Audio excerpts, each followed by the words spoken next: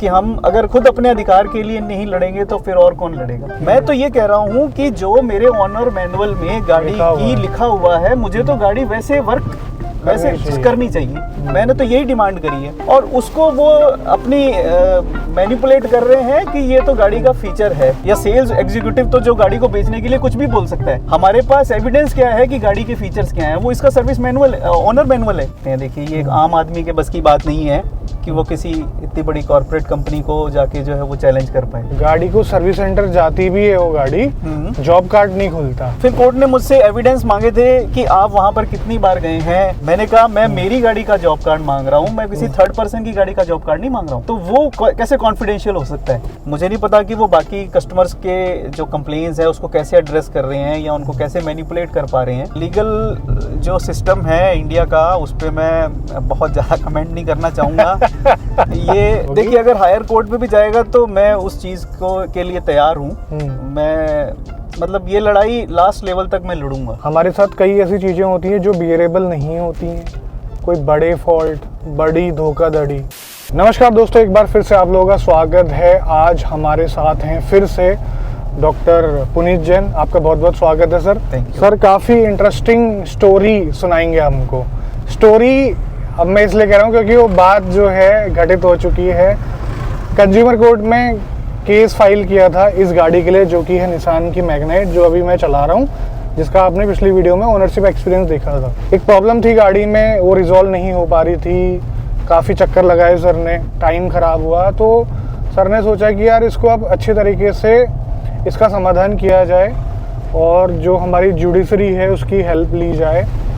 और क्या क्या हुआ वो जानने की कोशिश करेंगे। हम किसी भी ब्रांड को यहाँ पर डिफेम नहीं करेंगे। सर के साथ तो घटित हुआ है, ये बिल्कुल रियल स्टोरी है।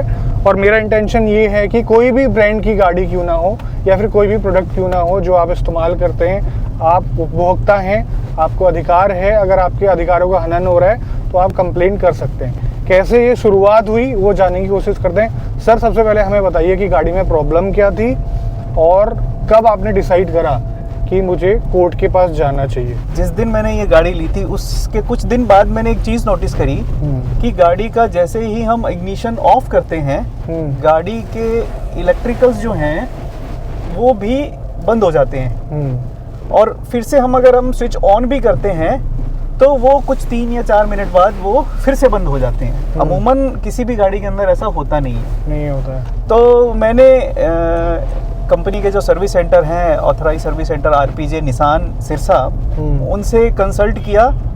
तो उनके सर्विस मैनेजर ने बताया कि सर ये गाड़ी का फीचर है, एक बैटरी सेवर सिस्टम इसमें लगा हुआ है, जिससे कि वो गाड़ी को बैटरी को ड्रेन होने से बचाने के लिए ऑफ कर देता है इसके सारे इलेक्ट्रिकल्स को। मतलब इवन कैबिन की लाइट भी ऑफ हो जाती है 3 या 4 मिनट के बाद में। आप गाड़ी से बाहर नहीं निकले हैं उसके बावजूद भी हमने स्विच भी ऑन रखा हुआ है, वो अपने आप ही उसको स्विच ऑफ कर रही है। तो इसके बारे में जब मैंने और जानने की कोशिश की तो मुझे सबसे पहला जरिया मिला गाड़ी का ऑनर मैनुअल। ठीक है। जब मैंने गाड़ी के ऑनर मैनुअल में बैटरी सेवर सिस्टम के बारे में पढ़ा और तो उसमें मुझे पता चला कि जो गाड़ी का बैटरी सेवर सिस्टम है वो 3 कंडीशंस इसमें दे रखी हैं। अगर वो तीनों कंडीशन मैट हो रही हैं तब गाड़ी जो है वो बैटरी सेवर उसमें मोड में चली जाएगी और गाड़ी के इलेक्ट्रिकल्स ऑफ हो जाएंगे। ठीक है। और वो 3 ऑप्शंस क्या हैं, 3 कंडीशंस क्या है? पहली चीज कि गाड़ी ऑफ तो तभी होगी ना जब वो पहले से गाड़ी का स्विच ऑन है। ठीक है। सेकंड है कि गाड़ी की जो विंडो डोर्स हैं वो डोर्स बंद होने चाहिए। ठीक है। और तीसरा है कि गाड़ी का जो लीवर है वो ऑटोमेटिक वर्जन के लिए पार्क पोजीशन में होना चाहिए और अगर वो मैनुअल गाड़ी है तो न्यूट्रल पोजीशन में होना चाहिए। ठीक है। ये अगर तीनों कंडीशन मेट होती हैं for certain period of time तो गाड़ी एज्यूम ये करेगी कि गाड़ी में कोई भी नहीं है और वो गाड़ी के इलेक्ट्रिकल्स को ऑफ कर देगी। बट इस गाड़ी में क्या हो रहा था, चाहे मैं गाड़ी में बैठा हूँ, चाहे गेट खुले हैं या बंद हैं, मेरी गाड़ी का जो गियर लीवर है वो चाहे न्यूट्रल में है चाहे ड्राइव पोजीशन में है, किसी भी कंडीशन में होता है तो भी सर्टेन टाइम के बाद वो गाड़ी के सारे इलेक्ट्रिकल्स ऑफ कर देती है। मेरी मोबाइल की जो कनेक्टिविटी है ऑडियो सिस्टम के साथ वो डिस्कनेक्ट हो जाती है। कैबिन की लाइट्स बंद हो जाती हैं। विंडो ग्लास ऑपरेट नहीं होते हैं, कुछ भी नहीं होता है। तो ठीक फिर है। जब मैंने सर्विस सेंटर को इसके बारे में बताया तो उन्होंने बोला कि ये तो सर गाड़ी का फीचर है। ओके। और जब मैंने मैनुअल उनको दिखाया हम्म, तो उनको भी लगा कि कहीं कोई ना कोई प्रॉब्लम तो है, पर उनके पास इसका कोई सोल्यूशन नहीं था। ओके। उन्होंने मुझे बोला, और रवि जी आपको याद होगा जब हमने इसका फर्स्ट आपने वीडियो जब शूट किया था रिव्यू, तब मेरे पास गाड़ी को आए हुए सिर्फ 20 एक दिन ही हुए थे, आपने बताया था। और मैंने उसमें ये आपको बताया भी था। और उसके बाद उस वीडियो के बाद वो लोग उन्होंने मुझे अप्रोच भी किया, मुझे एश्योर भी किया कि ये बहुत ही जल्दी हम इसका सोल्यूशन आपको दे देंगे। लेकिन उसके बाद कंपनी की तरफ से मैंने कंपनी के सर्विस सेंटर को भी मल्टीपल टाइम अप्रोच किया। मैंने कंपनी को मल्टीपल टाइम ईमेल्स लिखे, कंप्लेंट्स रेज करी, कॉल सेंटर पे कॉल करके भी अपनी कंसर्न रेज करी, बट उन्होंने इसका कोई सोल्यूशन नहीं दिया। और ये एक ऐसी चीज़ है जो मैं मेरी तरफ से नहीं डिमांड कर रहा हूँ, मैं तो ये कह रहा हूँ कि जो मेरे ऑनर मैनुअल में गाड़ी की लिखा हुआ है, मुझे तो गाड़ी वैसे वर्क वैसे करनी चाहिए। मैंने तो यही डिमांड करी है, और उसको वो अपनी मैनिपुलेट कर रहे हैं कि ये तो गाड़ी का फीचर है। अच्छा, मैं आपसे ये जानना चाहूँगा, क्या सभी गाड़ियों में है ऐसा? बिल्कुल। उन्होंने सर्विस सेंटर ने मुझे दिखाया दूसरी और गाड़ियों में कि सर दूसरी गाड़ी के अंदर भी ये सिस्टम ऐसे ही काम कर रहा है। तो फिर ओनर मैनुअल में गलत क्यों लिखा है? तो मैंने उनको यही कहा कि ओनर मैनुअल में तो ये जैसे लिखा हुआ है ऐसे काम, इस तरह से काम करना चाहिए ना। अगर नहीं कर रहा है तो दूसरी गाड़ी में भी फॉल्ट है, आपको गाड़ियाँ रिकॉल करनी चाहिए। और इनके उस टाइम जब मैंने 2021 में ये कंप्लेन रेज करी थी, तो कंपनी के जो ASM है मिस्टर चड्डा, आई थिंक उनका नंबर मुझे दिया गया था कि आप उनसे एक बार बात करिए। ठीक है। उनसे भी मैंने बात करी थी, लेकिन उन्होंने मुझे उसके रिगार्डिंग फर्दर और कोई इन्फॉर्मेशन मुझे नहीं प्रोवाइड की, ना ही मेरी प्रॉब्लम के लिए कोई सोल्यूशन दिया। ओके। और मैंने कुछ और कस्टमर्स भी जो RPJ निसान पे मुझे कभी कभार जैसे मिले during my visit to that place ना, तो उनसे भी जब मैंने बात की तो उन्होंने कहा प्रॉब्लम हमें भी है, पर हमें तो सर्विस सेंटर या ये लोग ये बोल रहे हैं कि ये गाड़ी का फीचर है। तो मैंने कहा आप एक बार मैनुअल पढ़ के देखिए, मैनुअल में क्या लिखा है, क्योंकि सर्विस पर्सन या सेल्स एग्जीक्यूटिव तो जो गाड़ी को बेचने के लिए कुछ भी बोल सकता है। हमारे पास एविडेंस क्या है कि गाड़ी के फीचर्स क्या हैं, वो इसका सर्विस मैनुअल, ऑनर मैनुअल है।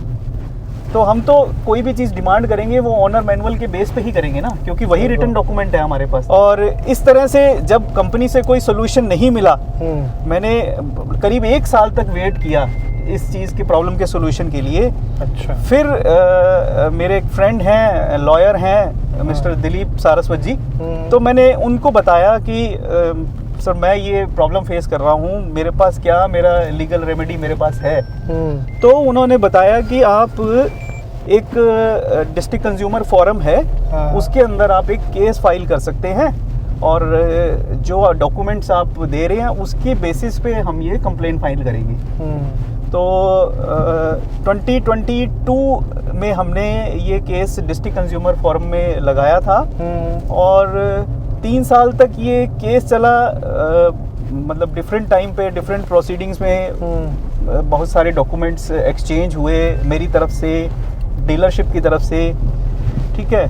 और एट द एंड जो है, जब इसका वर्डिक्ट कुछ दिन पहले आया है, तो उसमें माननीय जिला उपभोक्ता आयोग जो है, उन्होंने Nissan India Motors private limited, जो इस गाड़ी का मैन्युफैक्चरर है, उसको सेवा में कमी का दोषी माना है।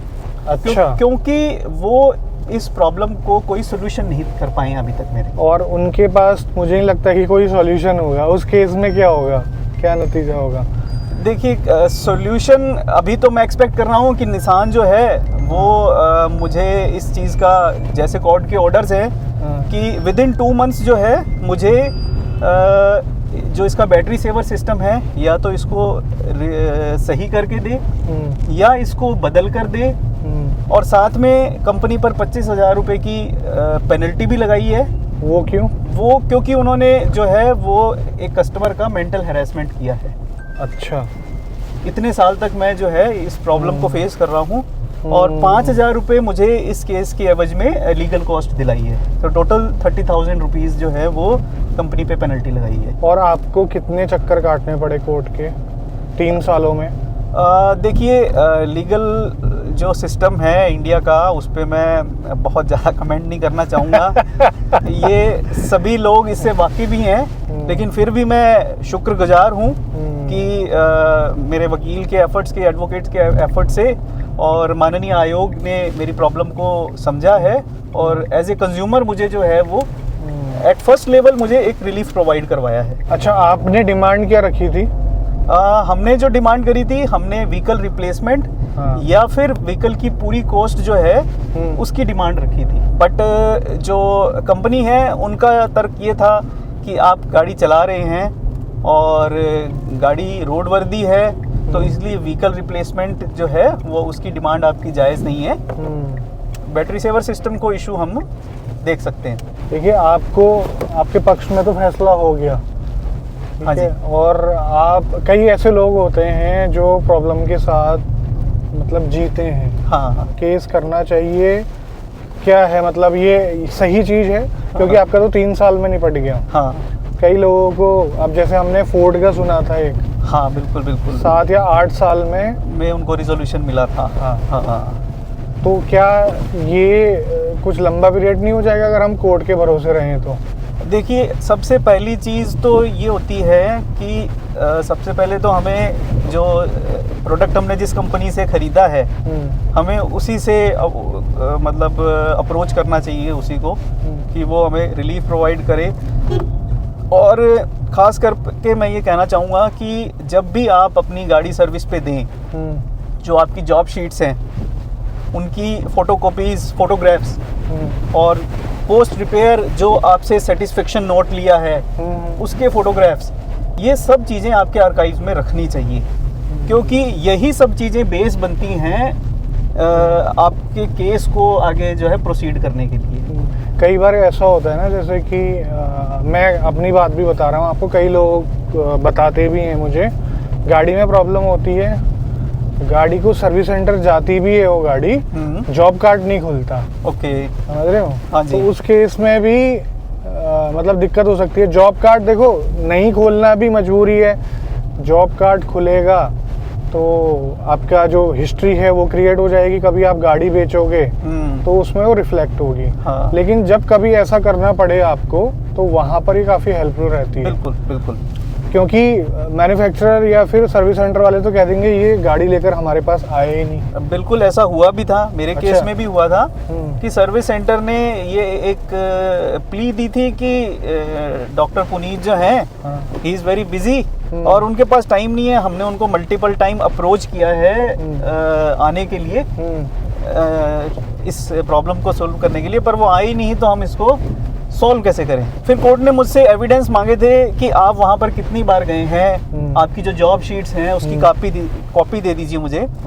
तो रवि जी, आप सरप्राइज होंगे कि जब मैंने मेरी गाड़ी की जो जॉब शीट्स हैं उसकी कॉपी जब सर्विस सेंटर से मांगी ना, तो उन्होंने मुझे साफ मना कर दिया कि सर ये हमारा कॉन्फिडेंशियल डॉक्यूमेंट है, हम इसको आपको नहीं प्रोवाइड कर सकते। जॉब कार्ड मैंने कहा मैं मेरी गाड़ी का जॉब कार्ड मांग रहा हूँ, मैं किसी थर्ड पर्सन की गाड़ी का जॉब कार्ड नहीं मांग रहा हूँ, तो वो कैसे कॉन्फिडेंशियल हो सकता है। मेरे पास कुछ जॉब कार्ड्स की फोटोग्राफ्स थी, जो रिसेंट थे, डॉक्यूमेंट्स थे, उनकी कॉपीज थी, तो उसके बेसिस पे मैं ये प्रूव कर पाया कि मैं बार बार वहाँ पर गया हूँ। डीलरशिप की तरफ से कोई प्रेशर तो क्रिएट नहीं किया गया आपके ऊपर जबरदस्ती? जैसे कई बार होता है ना, बल का प्रयोग करते हैं, कुछ और गलत तरीकों से, कॉल में धमकी, इस टाइप से। देखिए, मैं जब भी सर्विस के लिए गया तो ऐसी कोई धमकी वाला तो कोई इशू कभी क्रिएट नहीं हुआ। कोर्ट केस को वापस लेने के लिए ऐसा कुछ नहीं, कभी भी उन्होंने किसी तरह का कोई मेरे पर किसी तरह का दबाव नहीं बनाया केस को वापस लेने के लिए।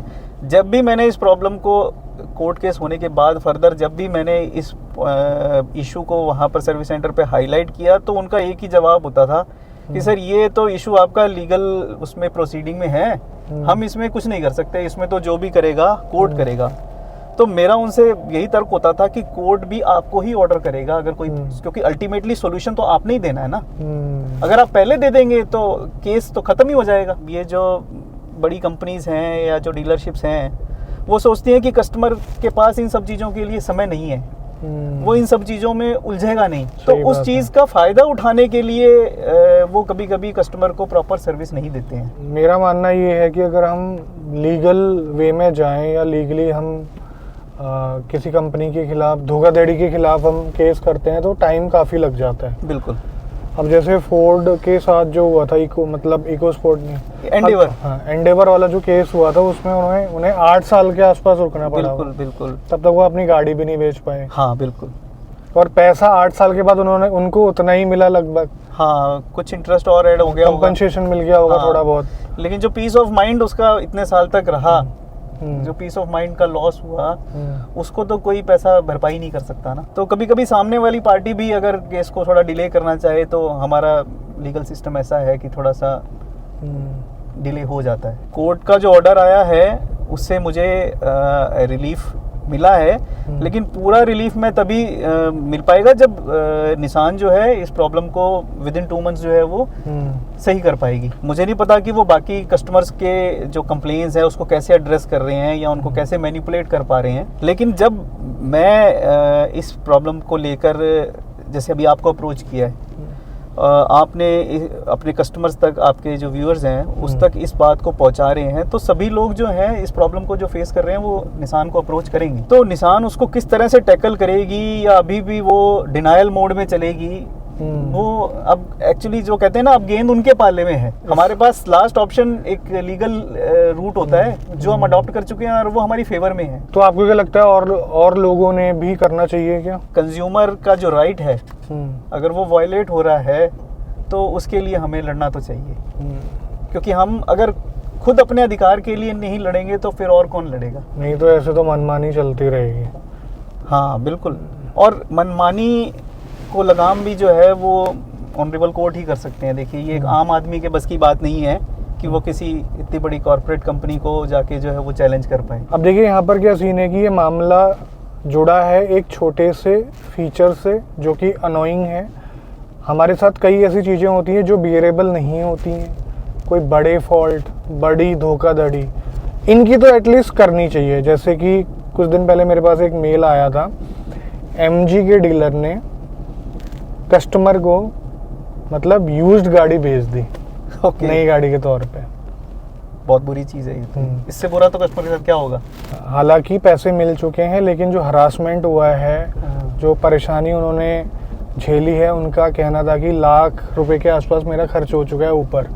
और मेरी टेंशन जो थी दिमाग में वो थी। उसका कोई कंपनसेशन नहीं मिला, लेकिन पैसे वापस मिल गए। मुझे भी कुछ एक ऐसे केसेस सामने आए थे कि जिसमें मैन्युफैक्चरिंग डेट गलत बताकर कस्टमर को गाड़ी बेच दी जाती है। कस्टमर 2025 बिल्ड की गाड़ी लेने जा रहा है और उसको 24 बिल्ड की गाड़ी जो है वो ये बोल के दे दी जाती है कि ये 2025 बिल्ड की है। और कई बार कस्टमर को बाद में पता चलता है, जब RC आ जाती है तब पता चलता है। तब तक तो सब खेल खत्म हो चुका होता है, गाड़ी आपके नाम पे रजिस्टर हो चुकी होती है। अब सर के केस से क्या पता चल रहा है कि कोशिश की जा सकती है, कुछ ना करने से तो अच्छा है। और इन्होंने किया तो इनको रिजल्ट भी मिला और जो डिसीजन है कोर्ट का वो इनके फेवर में है। अब निसान क्या करता है वो देखने वाली बात होगी, क्योंकि पर्टिकुलर एक गाड़ी की प्रॉब्लम नहीं है, ये सारी गाड़ियों की है।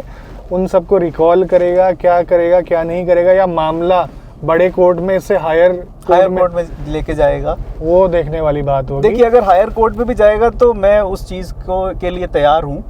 मैं मतलब ये लड़ाई लास्ट लेवल तक मैं लड़ूंगा। अच्छा। मैं हार नहीं मानूंगा। और बाकी जो कस्टमर्स हैं आपके चैनल के माध्यम से, मैं निसान मैग्नाइट के जो भी कस्टमर्स हैं जिनके पास पुश बटन स्टार्ट वाली गाड़ी है, एक बार वो यूजर मैनुअल के अंदर बैटरी सेवर सिस्टम को ध्यान से पढ़ें, उसको देखें कि वो किस तरह से काम करता है। और अगर आपकी गाड़ी के अंदर वो लग रहा है आपको कि गलत है, गलत तरीके से काम कर रहा है, तो आप इसकी एक फॉर्मल जो है कंप्लेन जो है वो जरूर करें। थ्रू डीलरशिप भी करें और थ्रू आप ईमेल के अपने कंपनी को, मैन्युफैक्चरर को भी करें, क्योंकि ये दोनों चीज़ें होंगी तभी कंपनी एड्रेस कर पाएगी। और जब मास लेवल पर ये लड़ाई हम लड़ेंगे तो हमें डेफिनेटली जो है वो सफलता मिलेगी। तो दोस्तों ये इन्फॉर्मेशन मैंने आपको देनी थी, आपके साथ शेयर करना था कि एक आखिरी रास्ता ये भी होता है, ठीक है, तो उससे फ़ायदा मिल सकता है, थोड़ा सा लेट मिलेगा लेकिन मिलेगा ज़रूर। तो उम्मीद करता हूँ ये वीडियो आपको पसंद आया होगा। आज की वीडियो में बस इतना ही, मिलते हैं बहुत जल्द आपसे एक नई वीडियो में। तब तक के लिए बाय बाय, ख्याल रखिए अपना, भारत माता की जय और thank you so much sir एक बार फिर से। Thank you so much.